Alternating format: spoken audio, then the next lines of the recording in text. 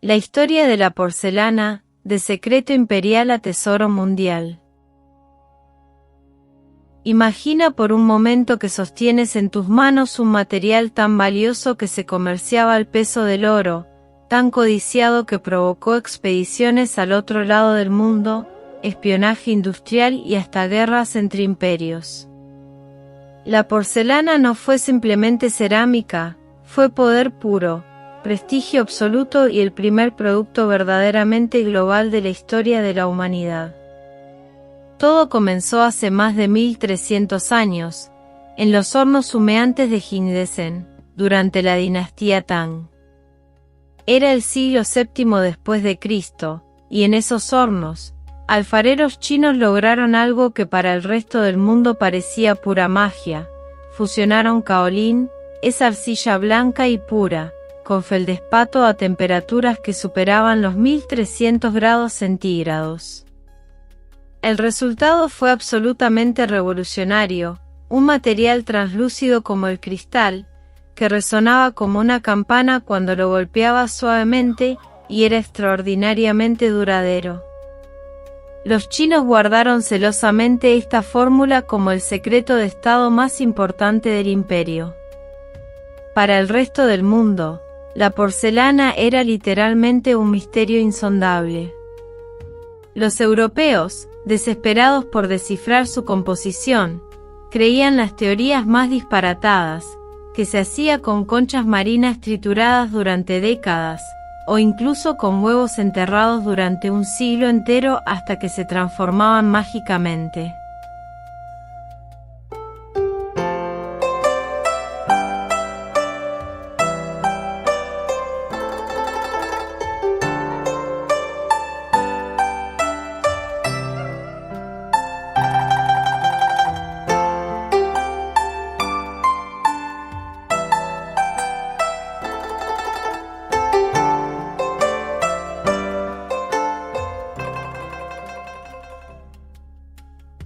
Pero fue bajo la dinastía Ming, entre 1368 y 1644, cuando Jingdesen se transformó en algo nunca antes visto, la primera ciudad industrial del mundo. Miles y miles de artesanos trabajaban día y noche en una cadena de producción tan sofisticada que no tendría rival hasta la Revolución Industrial Europea, siglos más tarde. Y fue entonces cuando nació la imagen que todavía hoy asociamos con la porcelana china, esos diseños azules y blancos, pintados con cobalto que los chinos importaban nada menos que desde Persia, viajando miles de kilómetros por las rutas comerciales más peligrosas del mundo. La porcelana comenzó a viajar por esas rutas como ningún otro producto había logrado hacerlo jamás. Llegaba a Medio Oriente, donde los sultanes otomanos la valoraban más que las joyas más preciosas de sus tesoros. En los palacios de Ifán y Estambul, la porcelana china se incrustaba en las paredes como el símbolo supremo del refinamiento y el poder. Cada pieza era una declaración: tengo conexiones con el imperio más sofisticado del mundo. Cuando los portugueses llegaron a Macao en 1517, oficialmente buscaban especias, pero pronto descubrieron que había algo mucho más valioso. La porcelana se convirtió en el nuevo oro blanco. Un simple plato chino podía costar el salario completo de un año de un trabajador europeo. Las cortes de Europa literalmente enloquecieron con esta obsesión. Augusto II de Sajonia llegó a tal extremo de desesperación que intercambió un regimiento completo de 600 soldados dragones por un juego de porcelana china. 600 soldados por unos platos. Europa desarrolló lo que solo puede describirse como una verdadera enfermedad, la porcelanomanía. Los nobles europeos no se conformaban con tener algunas piezas. Transformaron habitaciones enteras en santuarios dedicados exclusivamente a exhibir porcelana. María Antonieta, la reina de Francia, llegó a acumular más de 40.000 piezas.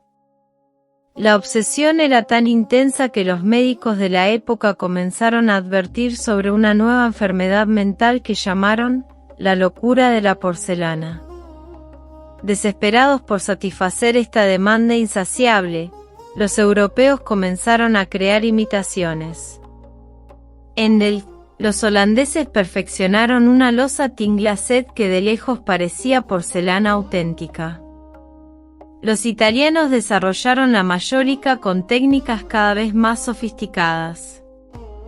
Pero por más que lo intentaran, nada podía igualar la translucidez, la resonancia y la perfección del original chino.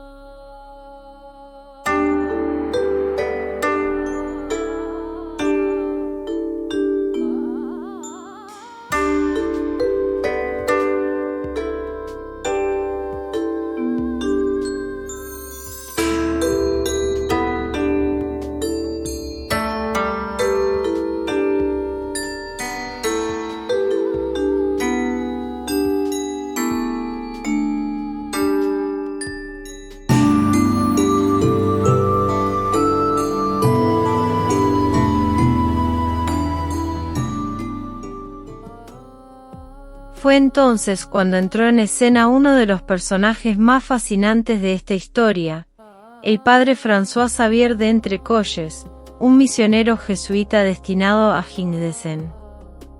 Este hombre se convirtió, sin exagerar, en el espía industrial más exitoso de la historia mundial. Durante años, observó, tomó notas detalladas y finalmente, en 1712 y 1722, envió a Europa 2 cartas secretas que revelaron todos los misterios de la porcelana china, los ingredientes exactos, las técnicas precisas, las temperaturas específicas, cada detalle del proceso. Fue el primer caso completamente documentado de espionaje industrial moderno. Estas cartas llegaron a las manos correctas. Johann Friedrich Böttcher, un alquimista que había sido hecho prisionero por Augusto II de Sajonia, fue literalmente forzado a descifrar el secreto bajo amenaza de muerte. Después de años de experimentos desesperados, en 1708 logró lo imposible, crear la primera porcelana europea auténtica en la fábrica de Meissen. Pero Augusto, aterrorizado de que el secreto se escapara, encerró a Böttcher en una fortaleza, convirtiéndolo en el prisionero más valioso del mundo, un hombre que valía literalmente su peso en oro.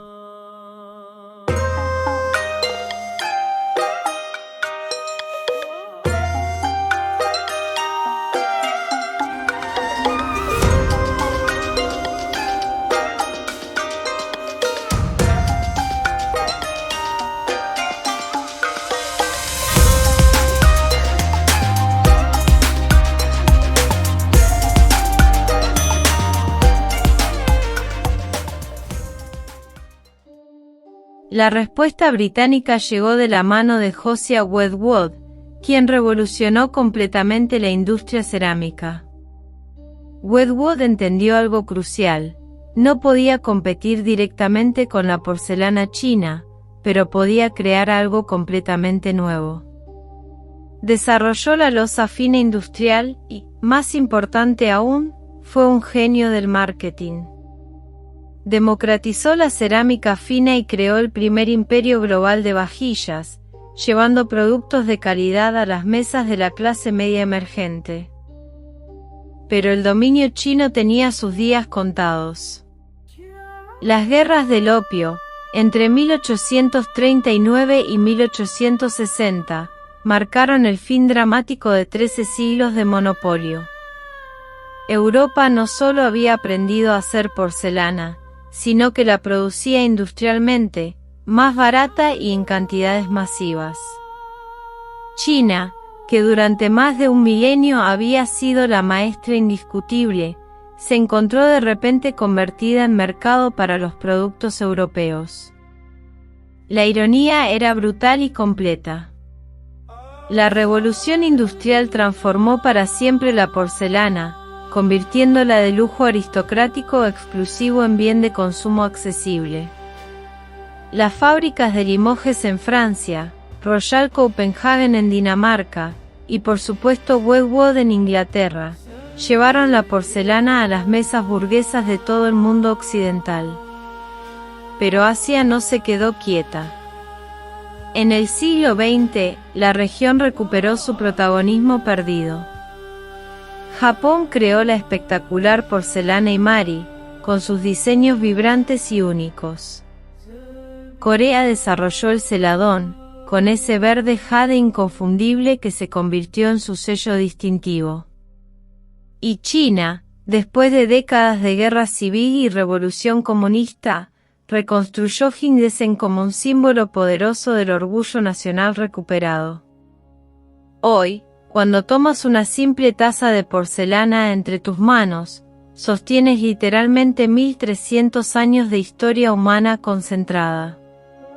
Desde aquellos hornos secretos de la dinastía Tang hasta las fábricas ultramodernas de hoy, la porcelana cuenta la historia completa de nuestra especie, nuestra capacidad de innovación, nuestro impulso hacia el comercio global, nuestros instintos de espionaje y competencia, nuestras guerras por el control de recursos, nuestro sentido artístico, y esa búsqueda eterna e incansable de la perfección absoluta.